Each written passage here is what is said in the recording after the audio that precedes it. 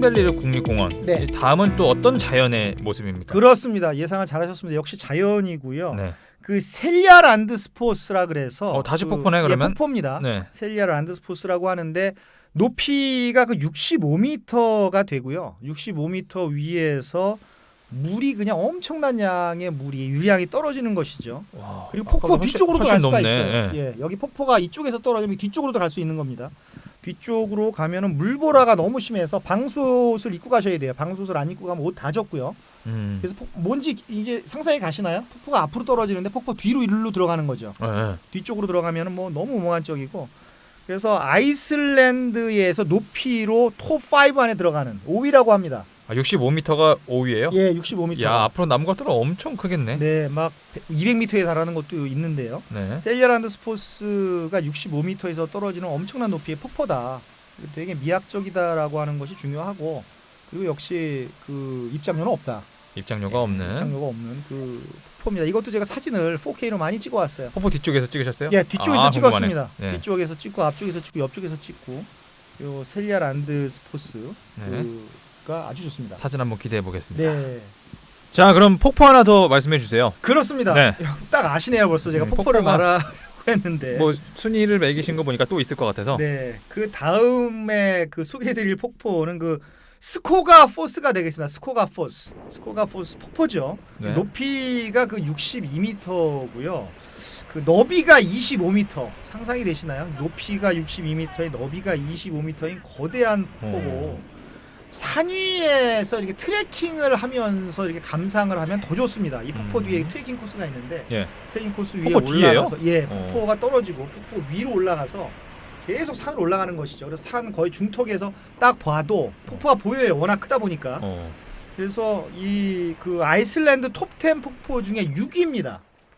높이로 6위고 그 참고로 말씀드리면 아이슬란드에서 가장 높은 폭포는 무려 190m가 되는 높이가 190m요? 예, 글리무르 폭포, 글리무르 포스가 있는데 요 글리무르 폭포가 이게 190m가 됩니다. 그러면 그런 폭포는 맞으면 사망할 수도 있겠는데요? 너무 높아서. 뭐 사망 정도가 아니고 이렇게 다 가루가 돼서 가까이 갈 수가 없는 예, 거구나 이런 가까이 폭포는. 갈 수가 없죠. 그 엄청난 물을 맞으면은 다 몸이 해체되지 않을까 그런 생각이 됩니다. 그래서 참고로 말씀을 드리면 높이를 떠나서 요 굴포스하고 셀리아 란드스포스하고 스코가 포스를 아이슬란드 3대 폭포다 이렇게 얘기를 하는데 이 기준을 누가 만들었는지 모르겠어요. 우리가 뭐 3대 기타리스트 뭐 또 말씀드리지만 뭐 3대 글로벌 커뮤니케이터 물론 네. 저지만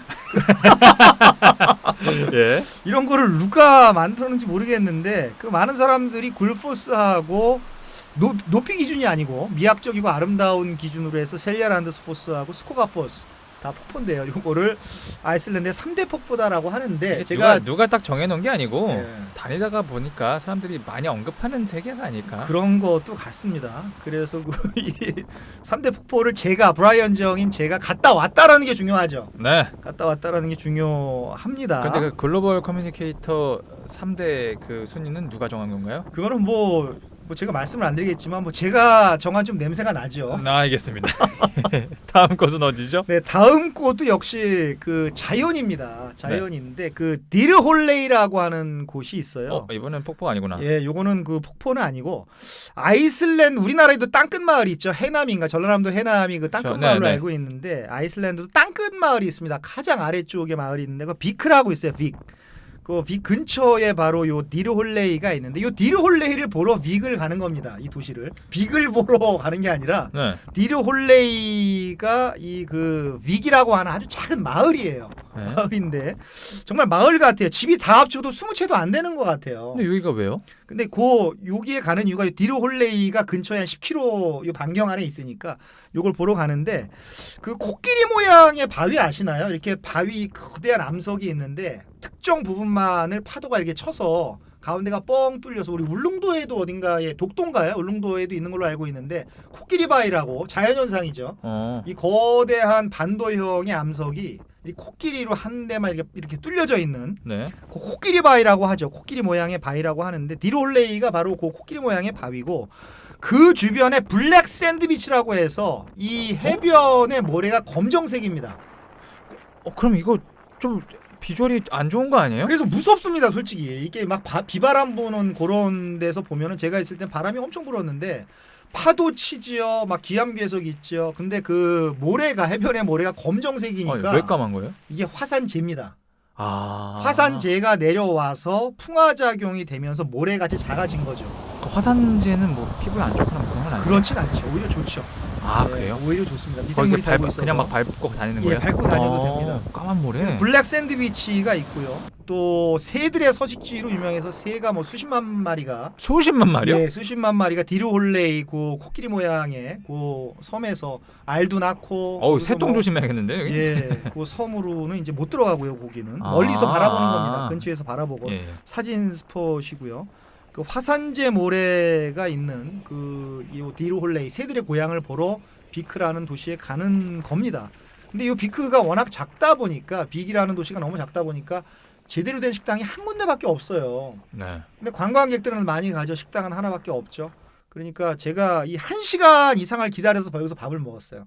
하나밖에 없어요. 예, 하나밖에 없습니다. 야 거기 그럼 완전 블루 오션인데? 진정한 블루 오션이죠.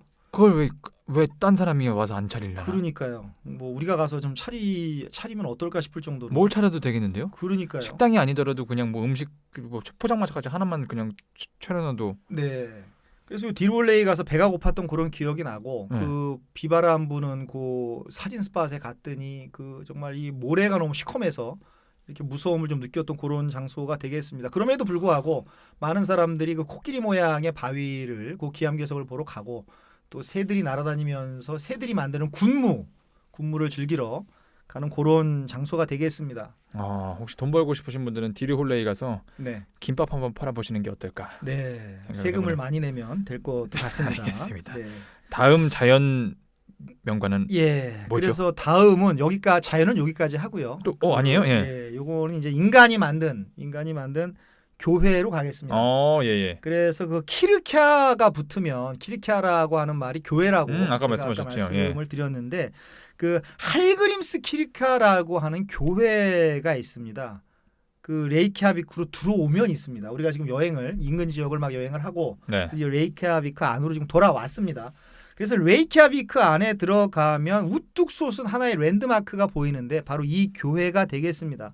그래서 레이캬비크가 작기 때문에 어디서든지 이 교회의 첨탑을 볼 수가 있고요. 크구나. 그래서 교회의 그 안에 들어가서 교회 자체는 그 무료인데 그 첨탑에 오르려면 그 1,000크로네를 내야 됩니다. 1,000크로네 예. 10,000원. 예, 10,000원을 내야 예. 되고요. 그래서 뭐 아이슬란드에서는 그 자연을 즐길 때는 돈을 내지 않지만 그 인간이 만든 건축물을 이용할 때는 돈을 내야 된다. 이런 거를 느꼈고요. 정말 그 아름다운 교회고 1937년도에 아이슬란드의 건축가 그 구두욘 사무엘손이라고 하는 사람이 디자인을 했다라고 합니다. 참 손이 많아요. 예, 이분은 뭐 손이 이제 아들이라는 뜻입니다. 그- 사무엘손, 사무엘의 아들. 그 손 얘기하는 예, 거예요? 그 손입니다. 손흥민의 손은 아니고. 아니 잠깐만 그러면 뭐 무슨 손? 에릭손 그러면 에릭의 아들. 그 손이 예. 그 진짜 그 손이었어요. 예. 아. 우리가 흔히 말하는 안데르센도 그 고센도 아들이라는 뜻이라서 아. 안데르의 아들 안데르센.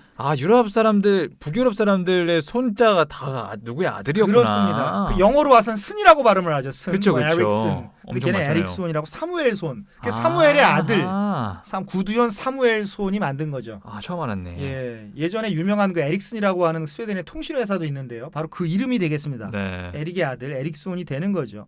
그래서 구두현 사무엘손이 디자인을 했고 1945년도에 건축이 시작이 돼서 1986년도에 완성이 됐으니까 저는 이 시점에서 시드니 오페라 하우스가 생각이 났습니다. 시드니 오페라 하우스도 또. 3년 걸린다 그랬다가 6년 걸린다 그랬다가 14년 슬픈 만에 이야기가 됐나요? 있는, 예. 이렇게 됐듯이 여기는 뭐 더하죠. 45년도에 시작했는데 1986년도에 완성이 됐으니까요. 그래서 아이슬란드의 그 주상절리대에서 영감을 받아서 외관을 지었다라고 합니다. 주상절리대 같이 정말 이렇게 육각형 기둥, 오각형 기둥 이런 식으로 쫙 늘어져 있고요. 교회 디자인이. 그래서 주상절리를 잠깐 설명을 드리면 주상절리가 뭔지는 아시나요? 모르겠습니다요. 주상절리가 제주도가도 있죠. 제주도가도 있는데 이 주상절리라고 하는 것은 화산에서 분출된 용암이 이 지표면으로 흘러내리겠죠. 흘러내려서 일찍 식은 거는 그냥 기암 괴석이 된 거고 네. 저 아래까지 계속 흘러내려면서 이게 그 식게 되잖아요. 이게 흘러나오니까 공기와 마찰이 좀 식게 되는 것이죠. 네. 뭐 펄펄 끓던 용암이 액체 상태의 용암이 내려오면서 점점 굳어지는 굳어버리네. 것이죠. 네. 근데 굳을 때 이게 규칙적인 균열이 생기면서 굳은 것을 주상절리라고 합니다. 막 굳은 게 아니라 사각형으로 굳고 오각형으로 굳고 기둥 모양으로 굳은 것이죠. 그러다 보니까 인간의 눈에 봤을 때는 굉장히 신비롭고 미학적으로 보일 수밖에 없는 거죠. 화사한 용암이 식었는데 균일하게 규칙적으로 굳었다. 그게 이제 주상절리대인데 네. 그래서 육각형도 있고 오각형도 있는데 저는 모르겠어요. 뭐 어떤 거는 뭐 팔각형인 것 같고 어떤 거는 막 칠각형인 것 같은데 그래서 이게 다각형의 기둥 모양을 이룬 것이 주상절리대라고 하는데요. 요것을 요 사무엘손이 딱 보고 아 교회를 이런 식으로 한번 지어보자라고 해서 디자인을 해서 정말 주상절리대를 보는 것과 같이 그 정말 멋있습니다. 뭔가 특이한 걸 얘기하면 네. 사그라다 파밀리아가 막 생각이 나요. 그렇습니다. 항상, 예. 스페인에. 사그라다 파밀리아와 거의 뭐 그 정도의 감동은 아니었지만 네. 어쨌든 굉장히 미학적이고 아름다운 그 레이캬빅의 랜드마크입니다. 그래서 웅장하면서도 에너지가 넘쳐 보이고요. 그 75m의 첨탑이 있고요. 당연히 돈을 내야 되고 그리고 교회 안에는 5,275개의 파이프로 이루어진 파이프 오르간이 있습니다. 아이슬란드에서 제일 큰 겁니다. 요것도 제가 동영상을 찍어 왔는데 PD님한테 제공을 할 거고요. 그래서 이 파이프 오르간에서 가끔가다 음악도 나와요. 음악 동장에 나오는데 정말 너무 그 소리가 아름다웠고요.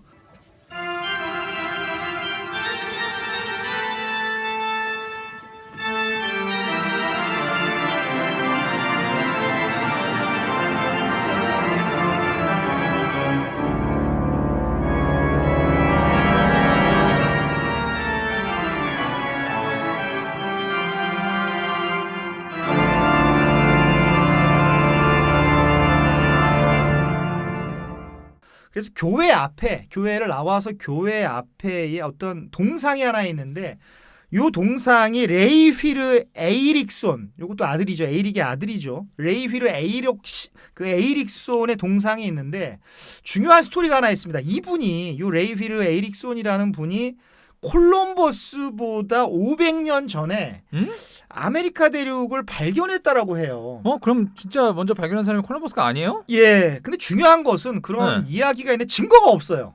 확실한 증거가 없으니까. 그럼 그 사람의 얘기로만 그런 거예요? 네. 자기가 난 갔다 왔다? 예, 그래서 뭐 증거가 있어야 돼요. 그래서 최초로 아메리카 대륙을 발견한 사람 우리가 그 콜럼버스를 배웠죠. 네. 근데 여기 아이슬란드 갔더니 이 사람 에이릭손이라는 사람이 발견을 했다. 그러면서 이 사람이 동상을 만들어 놨는데 네. 역사는 그렇게 설명하지 않고 있다라고 하는 것이죠. 아, 증거가 없어서. 예. 이거 진짜면은 억울하겠는데요? 좀 억울합니다. 그것도 500년이나 50년도 아니고 500년이나 앞서서 아메리카 대륙을 발견을 했다라고 하는데 역시 역사는 증거가 있어야 된다. 물론 어떤 사람은 캐나다 쪽에 그런 게 남아 있다. 캐나다에 이 사람이 발견했다라고 하는 증거가 남아 있다라고 하는데 그것은 제가 조금 더 공부를 해보겠습니다. 그 얘기도 있어요. 네. 그 전화 발명한 사람이 벨이잖아요. 네. 벨소리잖아요. 네. 근데 벨이 만들기 전에 네. 누가 먼저 발명을 했는데 네. 특허를 벨이 냈나? 네. 그래가지고 벨로 알려졌다고. 네. 그 서프라이즈인가 어디서 아 봤었거든요. 그런 건가요? 그 에디슨 아니었나요? 모르겠습니다. 저도 네. 기억이 잘 안 납니다. 저 이거 다시 한번 검색해 보겠습니다. 예, 그런 저도 게 정확하지 맞습니다. 않은 거 얘기 안 하는 게 아니구나. 네. TV에서 그런 본 적이 있어가지고. 네, 그렇습니다. 네. 다른 건 또 뭡니까? 네, 또 하나도 이제 자연이 아니고 그 인간이 만든 건데 그 하르파라고 하는 그 건축물이 있습니다. 그 레이캬비크의 콘서트 홀이자 그 컨퍼런스 센터인데요. 그 2013년도에 유럽 최고의 건축물한테 수여하는 미에스 판데어 로에상을 받은 유명한 건축물입니다. 제가 이 상에 대해서는 한번 알아봐야 될 것 같아요. 어쨌든 이게 유럽에서는 최고의 건축물한테 주는 그런 상이래요. 네. 그 미에스 판데어 로에상이 있는데 이 상을 수상한 그런 건축물이 되겠고요. 그 밤에 조명 쇼를 하는데 너무 아름답습니다. 조명이 계속 바뀌는데 그 앞에서 이렇게 그 조명 쇼를 보면 너무 아름답고 그 덴마크의 유명한 건축 회사가 있는데 해닝 라슨 아키텍트라고 하는 회사가 있습니다. 해닝 라슨 아키텍트라고 하는 회사가 있는데 이 회사하고 또 아이슬란드의 건축회사 바테리드 아키텍트라고 하는 회사가 있습니다. 또 아이슬란드 출신의 디자이너 그 올라프 엘리아손이라고 하는 요 디자이너가 있는데 요 세 개의 단체와 회사와 개인이 콜라보를 해서 만든 건축물이 되겠습니다. 너무 아름다워요. 진짜 아름다워요. 이거는 너무 아름답습니다. 꼭 가봐야 되는 그런 명소고 이건 역시 아이슬란드의 자연에서 영감을 받아서 건축되었다. 아이슬란드는 자연하고 뛸래야 뛸 수가 없지요. 그러게요. 그죠? 아까 교회도 마찬가지고요. 아이슬란드는 역시 자연입니다. 모든 것이 자연에서 나올 수밖에 없어요. 그래서 들어가서 건축물의 그 디자인을 보는 것도 좋을 것 같고요. 그 안이 콘서트홀이기 때문에 세계적으로 유명한 그런 음악가들이 와서 그 공연도 하고 또 엄청난 그 국제 회의가 열리는 그런 곳입니다. 이 안에 그 개인용으로 쓰이는 아파트도 있다라고 하는데 그거는 제가 못 가봤습니다. 거기까지는 못 올라가 봤고요. 근데 이 안에서 얼마나 비쌀까? 이 건축물에 있는 요 하르파에 들어 있는 개인 아파트는 얼마나 비쌀까? 그런 상상을 좀 해봤고 바로 건축물 뒤가 또 바다입니다. 바다이니까 그 정말 미학적인 건축물이 되겠습니다. 하르파를 꼭 보시기를 바라고 꼭 1층에 기념품 샵이 굉장히 좋은 게 있는데 거기서 기념품을 사셔도 좋을 것 같습니다. 콘서트홀로도 쓰이다고 하셨잖아요. 네. 하르파가. 네. 항상 궁금한 게 이런 인구가 작은 나라들은 네. 이런 유명한 가수나 네. 이게 TV 스타들은 있나 네. 그런 건 잘 모르시죠. 꽤 있는 걸로 알고 있는데 이번 편에서는 제가 미처 조사를 못했습니다. 그러니까 30만 명인데 네. 제가 이런 생각을 하거든요. 제가 지금 또 방송 쪽에 있으니까 네. 이 5천만 명에서 유명해지기가 어렵다. 하지만 네. 30만 명이면 해볼 만하지 않을까. 네. 그 사이에서. 네. 아무튼 그렇습니다. 예. 해볼 만하지 않을까. 네. 유명해지는 게. 그렇습니다.